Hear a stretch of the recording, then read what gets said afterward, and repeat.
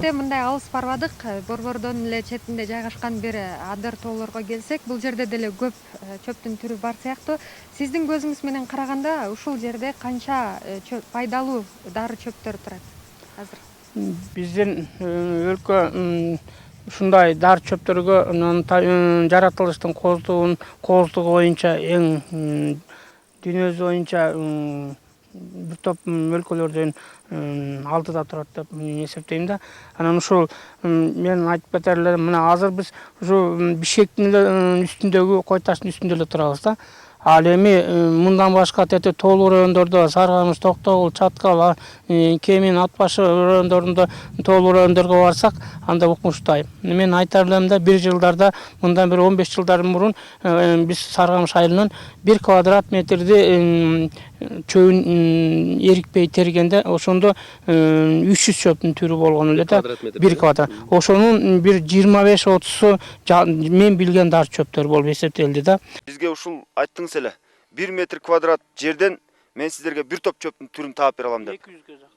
200ге жакын деп. Азыркы тилекке каршы, мисалы үчүн быйыл жаан-чыл болуп, жаз кеч келип дагы азыр могу 1 квадрат метрди эсептедик. Азыр ушул жерде мен кеминде 50ден ашык чөптүн түрүн эгерде таап берем. Эгерде мындан жалпы объемду алсак, могу жерде бир 500ге жакын, даже 1000ге жакын десем мен жаңылышпаймын. Биз Чомоолунун 1 квадрат метр жерден 200ден ашык чөптүн түрүн табам деген сөзүнө ишендик. Ал киши 4 эле мүнөттүн ичинде 10дон ашык чөптүн түрүн таап, алардын ар биринин эмне деген ооруларга колдонулуусунан бери кыскача болсо да кызып айтып берип жатты эле. Мунун баарын көрсөтүүгө батыра албашыбызды билип токтотуп калдык, ишендик. 1 квадрат метр жердеги дары чөптөрдү таап толук айтып берүүгө биздикиндеги көрсөтүүдөн 5 керек экен билсеңиз. Болду дедик, токтоттук. Эми рахмат.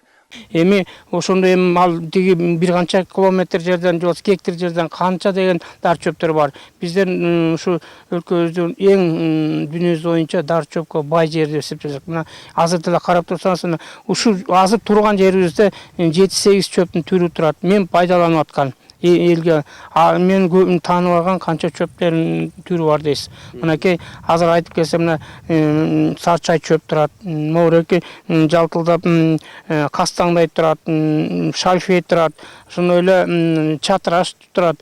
Ушул жерде эле канча деген чөп.